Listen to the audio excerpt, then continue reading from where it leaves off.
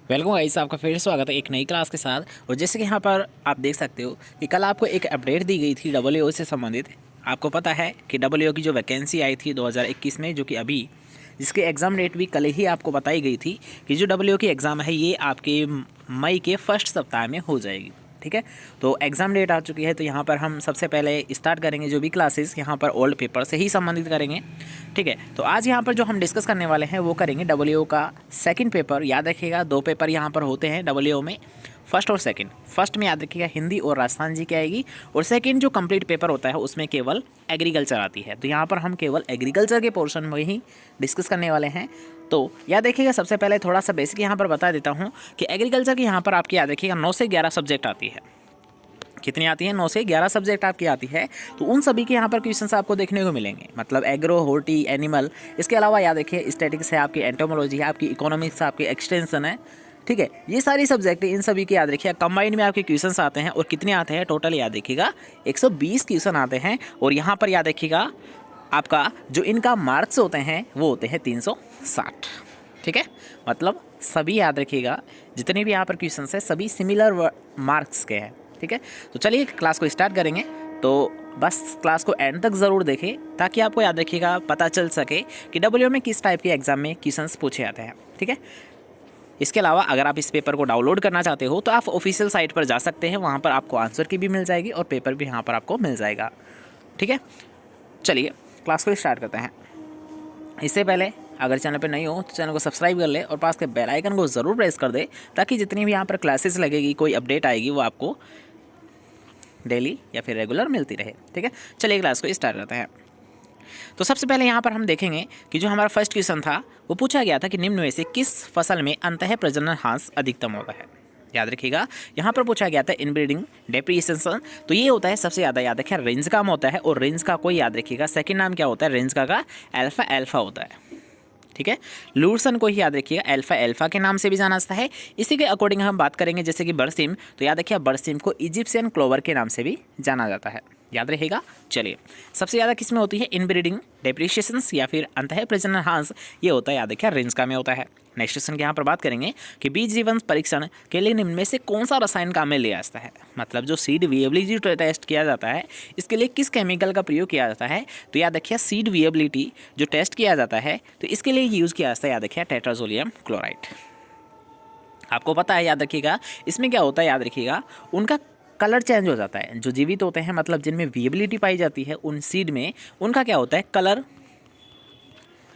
Change हो जाता है और उसके माध्यम से हम उन्हें चेंज कर लेते हैं। याद रखिएगा इसी को ही याद रखिएगा बायोलॉजिकल टेस्ट भी बोला जाता है। क्या बोला जाता है इसे?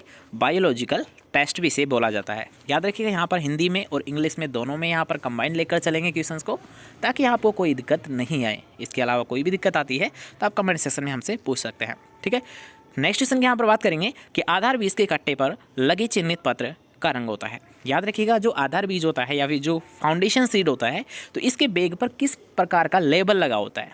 ठीक है, चिन्हित पत्र जिसे हम बोलते हैं लेबल, तो ये किस कलर का होता है यही यहाँ पर पूछा गया है। और ये क्वेश्चन था आपको डायरेक्ट आपको सुपरवाइजर में भी पूछा गया था। और याद रखिएगा फिक्स है, जो टैग है सीड के वो आपको चारों के याद होने चाहिए। यहाँ से एक क्वेश्चन पक्का आपको पूछा जाता है हर एक एग्जाम के लिए, यहाँ पर इंपॉर्टेंट है, चाहे वो जेट हो, ICR हो, डब्ल्यू ए हो, कोई सी भी एग्जाम हो, यहाँ से लगभग क्वेश्चन आपको देखने को मिल जाता है। ठीक है, तो यहाँ पर थोड़ा सा बेसिक आपको बता देता हूँ कि आधार बीज की अगर बात करेंगे तो सफ़ेद या फिर वाइट कलर का टैग यहाँ पर लगा होता है। इसके अलावा मैं बात करूँ यहाँ पर याद रखिएगा प्रजनक बीज। ठीक है, 4 यहाँ पर बात करूँगा प्रजनक बीज। इसके बाद में आता है आधार बीज, डायरेक्ट आपको पूछा जाता है। इसके बाद में वैसे यहाँ पर होता नहीं है भारत में, लेकिन वो होता है पंजीकृत बीज, और लास्ट में आता है हमारा प्रमाणित बीज। याद रखिएगा ये प्रमाणित बीज वही है लास्ट वाला जो किसानों को दिया जाता है, जिसे हम बोलते हैं सर्टिफाइड सीड। ठीक है, क्या बोलते हैं इसे हम? सर्टिफाइड सीड भी इसे हम बोलते हैं। ठीक है, यहाँ पर हम बात कर रहे हैं प्रमाणित की, लास्ट वाले की। ये किसानों को दिया जाता है। सबसे ज़्यादा जिस बीज का प्रयोग किया जाता है वो प्रमाणित बीज ही होता है, जिसे हम बोलते हैं सर्टिफाइड सीड। ठीक है। इस पर किस प्रकार का कलर लगा होता है, टैग लगा होता है, ये नीले कलर का होता है।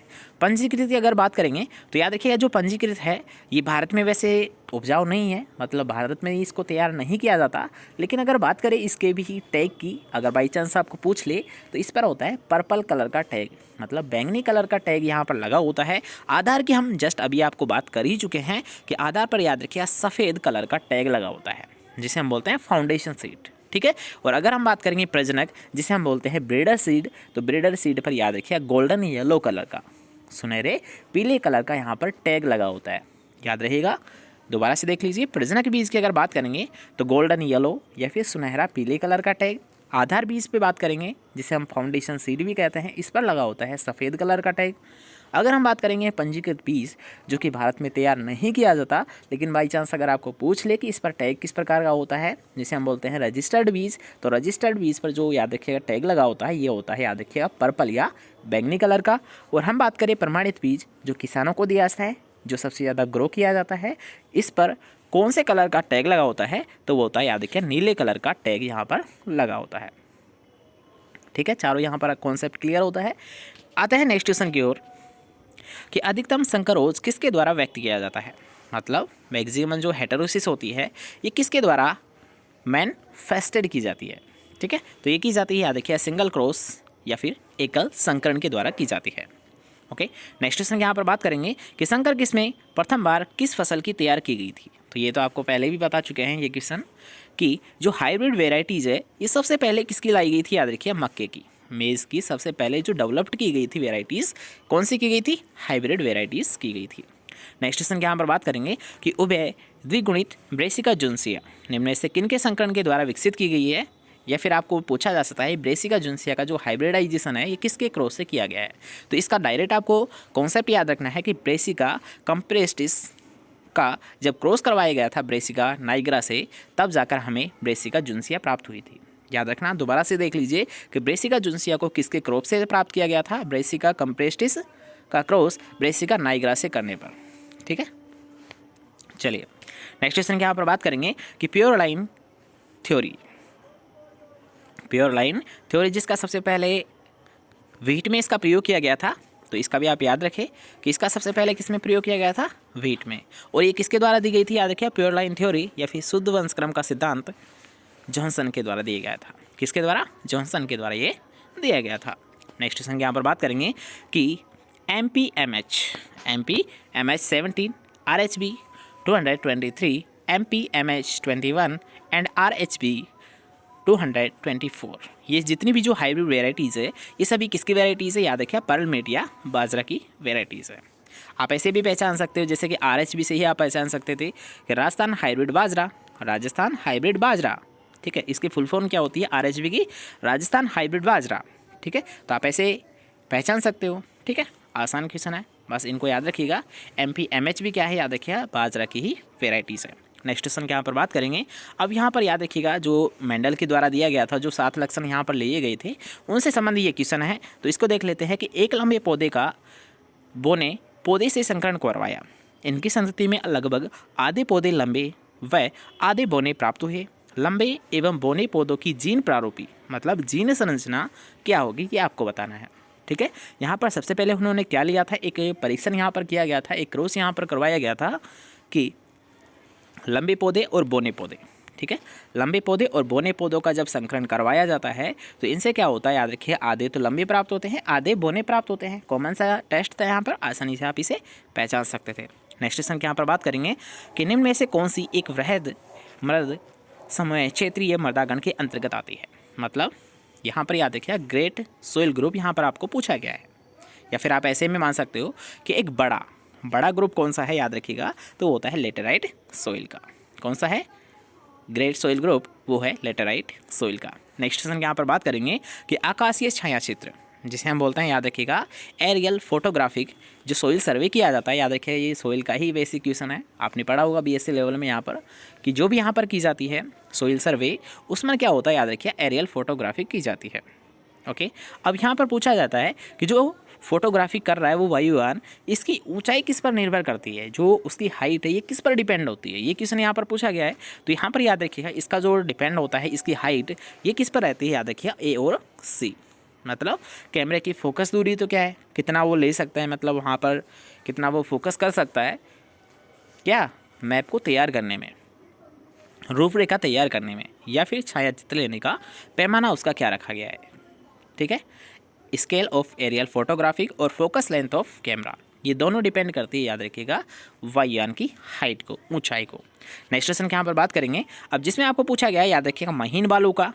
अब ये क्वेश्चन भी याद रखिएगा मोस्ट इंपॉर्टेंट है, क्योंकि यहाँ पर बेस से भी याद रखिएगा लगभग आपको एग्जाम में क्वेश्चन पूछे ही जाते हैं। ठीक है, यहाँ पर ISSS मतलब इंटरनेशनल सॉइल साइंस सोसाइटी के द्वारा कौन सा कणाकार महीन बालू की श्रेणी में आता है। यहाँ पर याद रखिए साइज़ आपको बतानी है किसकी, सॉइल साइज पार्टिकल्स की, यहाँ पर आपको साइज़ बतानी है। ओके, तो यहाँ पर हम बात करेंगे किसकी, महीन बालू की, जिसे आप बोल सकते हो फाइन सैंड। तो याद रखिएगा महीन बालू के बाद में आते हैं मोटी बालू, उसके बाद में आते हैं कंकड़ पत्थर। सबसे पहले हम स्टार्ट करेंगे वो करेंगे क्ले से, उसके बाद में आती है याद रखिएगा सिल्ट, फिर आती है महीन बालू, उसके बाद में आती है मोटी बालू, और उसके बाद में आते हैं कंकड़ पत्थर। ये 5 ग्रुप याद रखिएगा, आपको यहाँ से ही एक क्वेश्चन पक्का मिल जाए, मतलब देखने को मिल जाएगा। दोबारा से यहाँ पर रिपीट करूँगा कि सबसे पहले मतलब सबसे छोटे कण होते हैं वो होते हैं क्ले के, इसके ऊपर होता है सिल्ट, इसके ऊपर होता है महीन बालू फाइन सैंड जिसे हम बोलते हैं, इसके बाद में होती है मोटी बालू, और इसके बाद में होते हैं कंकड़ पत्थर।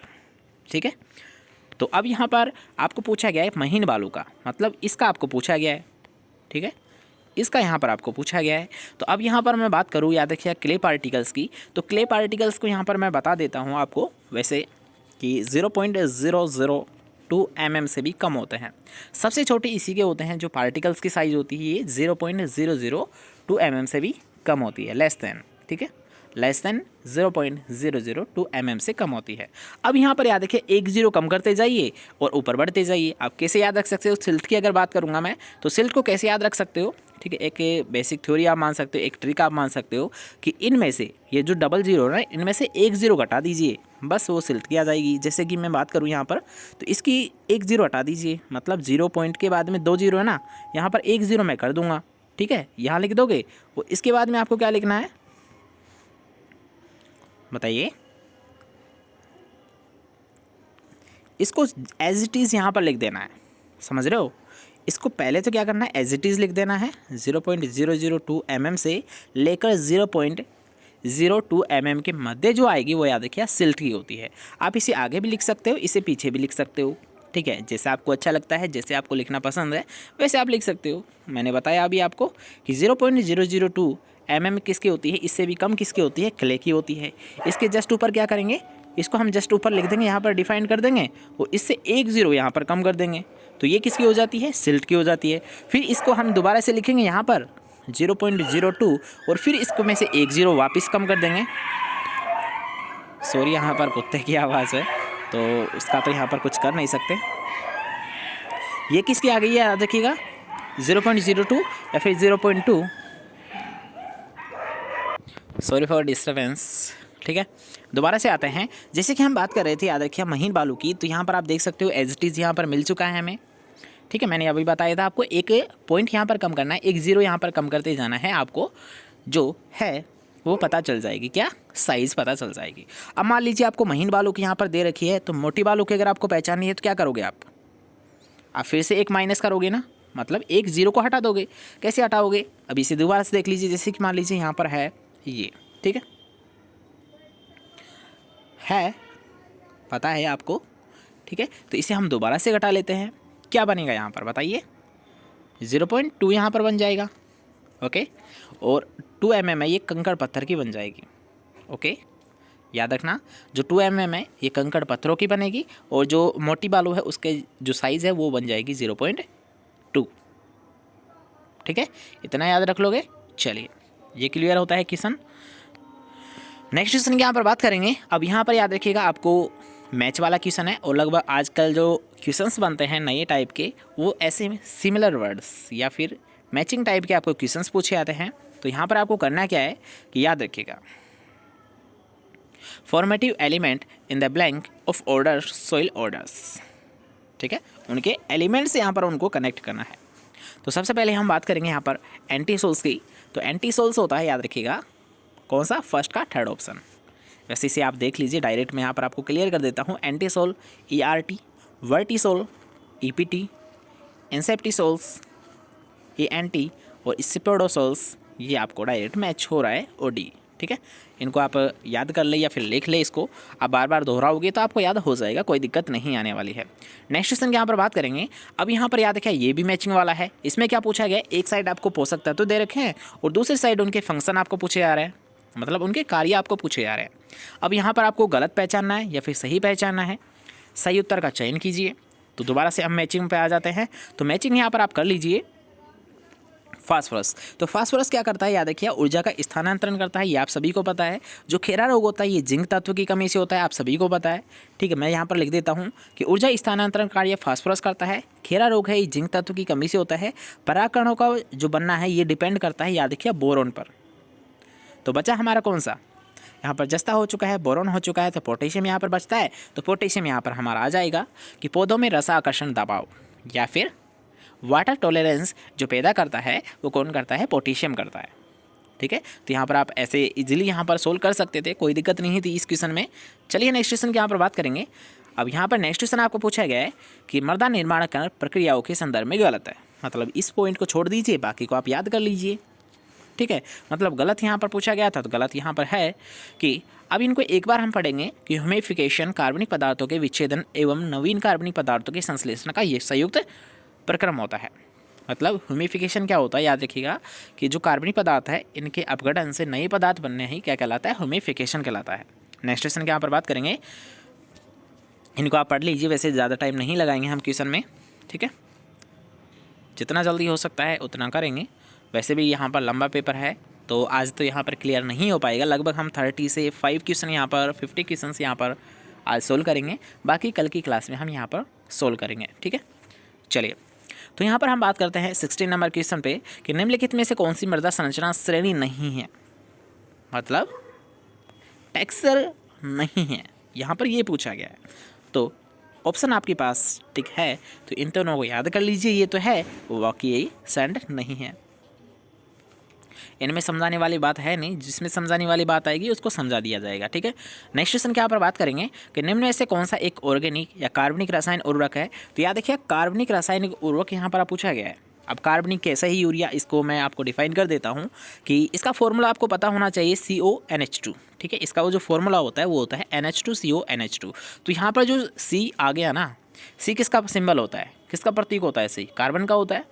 ठीक है, तो यहाँ पर आप देख सकते हो यहाँ पर क्या आ रहा है, कार्बन आ रहा है, NH2CONH2। तो C यहाँ पर आ चुका है, तो ये क्या है, याद रखिए एक कार्बनिक उर्वरक है, ऐसे याद रख सकते हो। इसके अलावा याद रखिए इसमें नाइट्रोजन होती है, वो एमाइड रूप में पाई जाती है। एमाइड क्या होता है, इस NH2 बॉन्ड को ही एमाइड बोला जाता है, ये भी याद रख पाओगे। चलिए यहाँ पर यह भी क्वेश्चन पूछा आता है। ठीक है, कि एमाइड रूप में नाइट्रोजन किस में पाई जाती है, यूरिया में पाई जाती है। यूरिया क्या होता है, याद रखिएगा कार्बनिक उर्वरक होता है। यूरिया में नाइट्रोजन कितना होता है, याद रखिए 46% होता है। ये तीनों चारों क्वेश्चन याद रख पाएंगे। इसके अलावा याद रखिएगा यहाँ पर पूछा जाता है कि कितने डिग्री सेंटीग्रेड तापमान पर नाइट्रोजन को या फिर कार्बन का जो वायु रेट है उसको तैयार किया जाता है। तो वो किया जाता है, याद रखिए 145 डिग्री सेंटीग्रेड तापमान पर उसको तैयार किया जाता है। किसको, वायु रेट को। वायु रेट की मात्रा किससे अधिक नहीं होनी चाहिए, वायु रेट की मात्रा याद रखिए 1.5% से अधिक नहीं होनी चाहिए। कितने से, 1.5% से अधिक नहीं होनी चाहिए। नेक्स्ट क्वेश्चन की यहाँ पर बात करेंगे। अब यहाँ पर भी याद रखिए सम्मिलित था, जिसमें से पूछा गया था कि सही नहीं है, मतलब गलत युग्म को आपको पहचानना है। ठीक है, तो यहाँ पर डायरेक्ट सिमिलर है, तो बाकी को तीनों को हम देख लेते हैं, इसको हम छोड़ देंगे क्योंकि ये गलत है। ठीक है, अब सबसे पहले बात करेंगे कैल्शियम। तो कैल्शियम का क्या होता है, याद रखिएगा टर्मिनल बड। ये क्वेश्चन आपको कई बार मैंने आपको पहले भी बताया है कि याद रखिए जो सबसे वाला ऊपर वाला जो पोर्शन होता है, मान लीजिए कोई पौधा है इसका, ठीक है, तो ये जो सबसे वाला ऊपर वाला जो पोर्शन यहाँ पर कैल्शियम और बोरोन की कमी के लक्षण दिखाई देते हैं। कैल्शियम और बोरोन के लक्षण के जो कमी के लक्षण दिखाई देते हैं वो कहाँ पर दिखाई देते हैं, याद रखिए टर्मिनल बड, मतलब सबसे अंतिम छोर पर दिखाई देते हैं। ठीक है, याद रखेंगे। इसके अलावा बात करेंगे सल्फर या गंधक। ठीक है, सल्फर को ही गंधक कहते हैं। तो यहाँ पर पूछा गया युवा पत्तियों पर पीलापन प्रदर्शन होता है। युवा मतलब युवा मतलब नई जो पत्तियों पर जो पीलापन दिखाई देता है वो याद रखिए सल्फर के कारण। और नाइट्रोजन की बात करेंगे तो जो ओल्ड लीव्स है, पुरानी पत्तियां हैं, उन पर यहाँ पर याद रखिए पीलापन है ये नाइट्रोजन की कमी के कारण दिखाई देता है। याद रख पाओगे। चलिए नेक्स्ट क्वेश्चन की यहाँ पर बात करेंगे। 19वें नंबर पर क्वेश्चन पर हम आ चुके हैं। यहाँ पर भी याद रखिए आपको गलत युग में पहचानना है। तो गलत युग में यहाँ पर याद रखिएगा रॉक फास्फेट है, बाकी तीनों आपके सिमिलर है, मतलब सही यहाँ पर मैच किए गए हैं। रॉक फास्फेट याद रखिए एक अम्लीय उर्वरक है। क्या है ये? एक अम्लीय उर्वरक है। ये पानी में अघुलनशील होता है। क्या होता है ये? पानी में अघुलनशील होता है। यहाँ पर आपको गलत दे रखा है, ठीक है, तो यहाँ पर यही पहचाना था। इसके अलावा देख लेते हैं एक बार कि जो फास्फेट है, SSP है, याद रखिए ये सभी क्या होते हैं? याद रखिए पानी में घुलनशील होता है। Single super phosphate, triple super phosphate या फिर अमोनियम फास्फेट, ये क्या होते हैं? सभी याद रखिएगा पानी में घुलनशील होते हैं। इसके अलावा बात करेंगे नेक्स्ट क्वेश्चन की ओर कि निम्नलिखित में से कौन सा खनिज सनिस्तर नहीं है? क्या? मिनरल होरिजन कौन सा नहीं है? तो आप सभी को पता है, याद रखिए जो ओ होरिजन है ये कहाँ पर पाया जाता है? याद रखिए जंगलों में पाया जाता है। और आपको इसके साथ साथ ये भी पता होगा कि जहाँ पर ओ ओरिजिन पाया जाता है ये क्या होता है? याद रखिए खेती के अनुपयोगी होता है, मतलब यहाँ पर खेती नहीं की जा सकती। यहाँ पर खेती नहीं की जा सकती किसमें? ओ होरिजन में। जो ओ सनिस्तर होता है मृदा में, ये कहाँ पर पाया जाता है? सबसे पहले जंगलों में पाया जाता है। यहाँ पर खेती नहीं की जा सकती। क्यों? क्योंकि यहाँ पर मिनरल्स नहीं होते हैं। ठीक है, नेक्स्ट क्वेश्चन के यहाँ पर बात करेंगे कि निम्नलिखित में से कौन सा अखाद्य तेल की खली है? तो याद रखिएगा अखाद्य मतलब नॉन ईडिबल, जिसको खाया नहीं जा सकता या फिर पशुओं को खिलाया नहीं जा सकता, वो कौन सी खली है? तो आपने सभी को पता है, याद रखिए सरसों तो आप गाँव से बिलोंग करते हो तो गाँव में सब खिलाते हैं। अलसी की यहाँ पर खिला सकते हैं, तिल की भी यहाँ पर खिला सकते हैं। लेकिन अगर बात करेंगे महुआ केक, जिसका प्रयोग मुख्यतः याद रखिए चावल की खेती में किया जाता है। याद रखिएगा कहाँ पर किया जाता है? महुआ की खली का प्रयोग चावल की खेती में किया जाता है। इसका सेकंड पॉइंट याद रखना, महुआ की खली में याद रखिएगा कौन सा एक रासायनिक पदार्थ पाया जाता है? याद रखिएगा वो पाया जाता है सेपोनिन। क्या होता है? सेपोनिन। वैसे रेंजका में भी सेपोनिन पाया जाता है। दोबारा से देख लीजिए, महुआ की खली का प्रयोग चावल की खेती में किया जाता है। महुआ की खली में जो विषैला पदार्थ होता है याद रखिएगा वो होता है सेपोनिन, और यहाँ पर सेपोनिन रेंजका में भी पाया जाता है। याद रहेंगे ये पॉइंट कुछ। और याद रखिए महुआ की खली है, इसको पाचन में, मतलब इसको जो डाइजेस्ट आप मान सकते हो, या फिर आप डाइजेस्ट ना याद करें, आप डिकम्पोजिशन याद रखिए। मतलब इसका जो डिकम्पोजिशन होता है याद रखिए, बाकी का तो लगभग 7 से 14 दिन में हो जाता है, लेकिन महुआ की खली की अगर बात करूँगा तो महुआ की खली को याद रखिए लगभग 2 महीने का टाइम लग जाता है। मतलब हम इसे अगर खेत में प्रयोग करेंगे डायरेक्ट तो लगभग इसको सड़ने गलने में 2 महीने का समय लग जाएगा।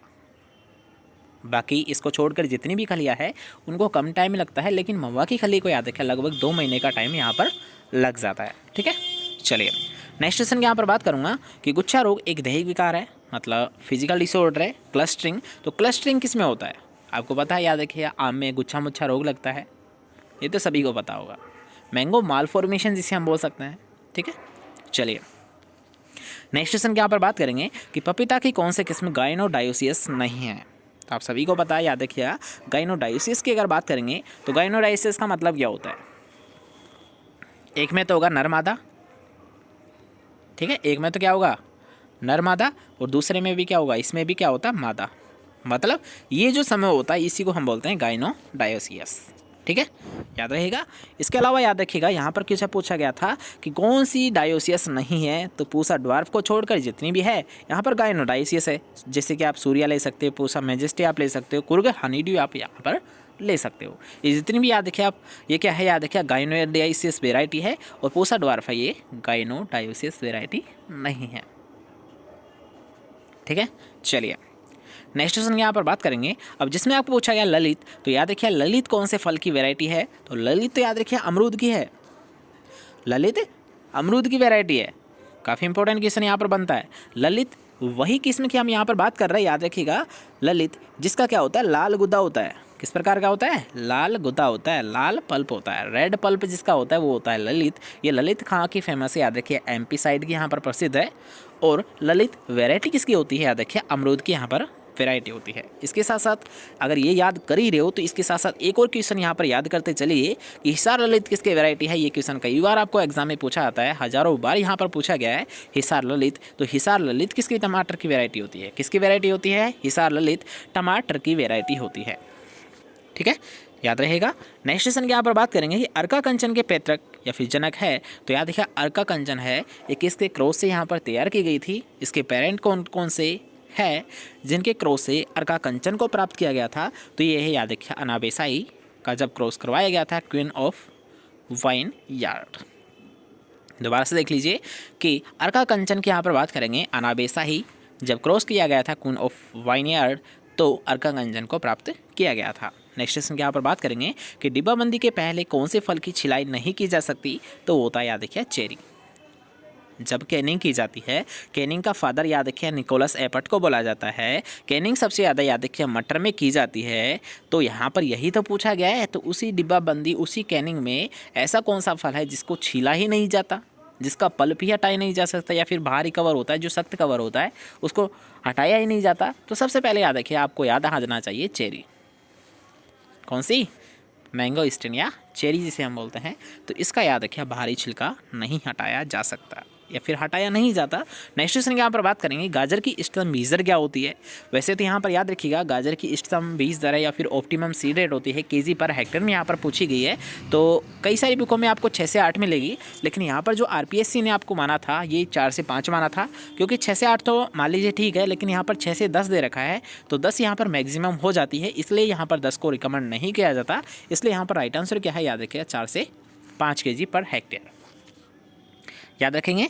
नेक्स्ट क्वेश्चन यहाँ पर बात करेंगे कि हाइब्रिड टी गुलाब का व्यावसायिक प्रवर्धन निम्न में से किस विधि के द्वारा किया जाता है? तो याद रखिएगा हाइब्रिड टी अगर बात करेंगे तो इसका क्या जाता है? याद रखिए हाइब्रिड टी तो टी कली का इन, इसी से याद रख सकते हो। हाइब्रिड टी का जो प्रोपेगेशन किया जाता है ये टी बडिंग से किया जाता है, टी बडिंग से किया जाता है। हाइब्रिड टी रोज़ का जो प्रोपेगेशन किया जाता है ये किससे किया जाता है? टी बडिंग से किया जाता है। नेक्स्ट क्वेश्चन की यहाँ पर बात करेंगे जो कि कॉमन के साथ क्वेश्चन है एक, कि गुलाबी सड़न रोग किस फसल में पाया जाता है? पर्पल ब्लोच जो रोग होता है ये किस में होता है? याद रखिए ये होता है प्याज में होता है, पर्पल ब्लोच। दोबारा से देख लीजिए, गुलाबी सड़न जिसे हम बोलते हैं पर्पल ब्लोच, तो पर्पल जो ब्लोच है ये जो डिजीज़ है याद रखिए ये काफ़ी इंपॉर्टेंट क्वेश्चन है, और ये किस में होती है? याद रखिए प्याज में होती है गुलाबी सड़न रोग, पर्पल ब्लोच। ठीक है, याद रखिएगा। इसके अलावा नेक्स्ट क्वेश्चन की यहाँ पर बात करेंगे जो कि आज का हमारा लास्ट क्वेश्चन रहेगा कि रूबी किसकी वैरायटी होती है? याद रखिएगा रूबी है ये किसकी होती है? अनार की वैरायटी है। अब यहाँ पर ये याद ही कर रहे हो रूबी किसकी वैरायटी है, तो इसके साथ साथ एक और यहाँ पर क्वेश्चन याद करते चलिए कि पूसा रूबी किसकी वैरायटी है? याद रखिएगा तो पूसा रूबी है ये टमाटर की वैरायटी होती है। पूसा रूबी है ये टमाटर की वैरायटी है, लेकिन केवल रूबी याद रखिए अनार की वैरायटी है। अनार को पोमग्रेनेट कहते हैं। पोमग्रेनेट का जो फल प्रकार होता है ये क्या होता है बताइए? चलिए बताइए इसका फ्रूट टाइप क्या होता है? ओके, ये क्वेश्चन आज का आपका है, और आज की क्लास में हमने 30 क्वेश्चन यहाँ पर क्लियर किए हैं, बाकी हम नेक्स्ट क्लास में सोल्व करेंगे। हम बात कर रहे थे याद रखिए WO 2018 के पेपर के बारे में। तो कल की क्लास को देखना बिल्कुल ना भूले, और अगर आपको आज की क्लास पसंद आई है तो वीडियो को लाइक कर दे चलना। इसके साथ साथ याद रखें वीडियो को ज़्यादा से ज़्यादा शेयर ज़रूर करें, ताकि यहाँ पर जितने भी स्टूडेंट है जो कि LWO या फिर कोई सी भी एग्रीकल्चर फील्ड की तैयारी कर रहे हैं तो उनके लिए यहाँ पर ये क्लास बेनिफिट रह पाए। ठीक है, चलिए मिलते हैं नेक्स्ट क्लास के साथ। अच्छे से पढ़िए, अच्छे से रहिए।